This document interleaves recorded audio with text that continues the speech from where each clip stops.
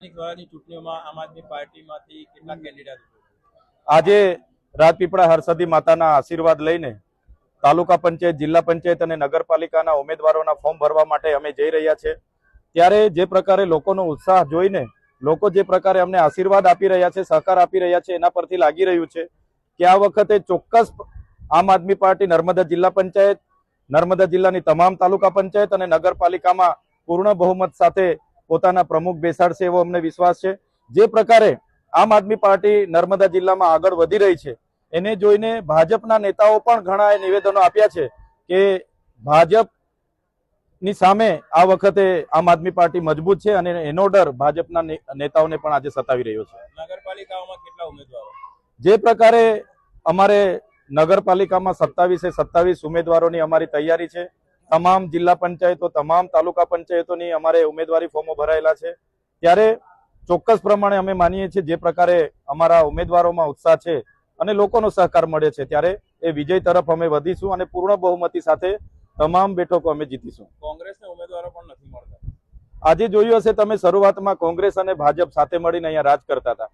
કેટલાક ભાજપના પીઢ નેતાઓના પરિવારમાંથી, કેટલાક કોંગ્રેસના પીઢ નેતાઓના પરિવારમાંથી ભાજપમાં ફોર્મ ભરાયેલા છે અને ભાજપ હવે એમની વિચારધારા પર ચાલનારી પાર્ટી નથી।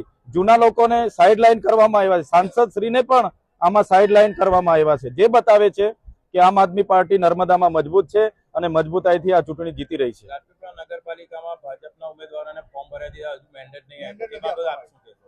જે પ્રકારે આમ આદમી પાર્ટી જે સારી દિશામાં આગળ વધી રહી છે એનો ડર નર્મદા જિલ્લામાં ચોક્કસ ભાજપને સતાવી રહ્યો છે। હમણાં પણ આજે છેલ્લો દિવસ છે અને 12 વાગ્યા છે છતાં પણ આજે ઉમેદવારો ડિક્લેર નથી કર્યા। એ જ બતાવે છે કે આમ આદમી પાર્ટી મજબૂત છે અને ભાજપ આમ આદમી પાર્ટીથી ડરી ગઈ છે। આજે તમારા કાયદાકીય સલાહકાર, તમારા જેલવાસ વખતના હરીસિંહ વસાવાએ કોંગ્રેસમાંથી ઉમેદવારી કરવાની। આમ આદમી પાર્ટીમાં ઘણા મારા સાથીઓ જિલ્લા પંચાયત અને તાલુકા પંચાયત લડવા માટે ઉત્સુક હતા। અમારી મર્યાદા હતી, અમારી પાસે એક મેન્ડેટ હતો, તો બેમાંથી અમને એક જણને ટિકિટ આપી છે, તો થોડી નારાજગી અમારા આગેવાનોમાં પણ છે, પણ વિચારધારા અમારી એક છે। બધા સાથે રહીને આગળ વધ્યા છે। આવનારા દિવસોમાં એમને પણ મનાવી લઈશું અને સાથે રહીને અમે આગળ વધીશું। લાસકાંડ વાળા સંજય વસાવાને મંડાળાથી ટિકિટ આપી છે જિલ્લા પંચાયતની, આપના કોઈ ઉમેદવાર એની સામે ઉભી રહેશે?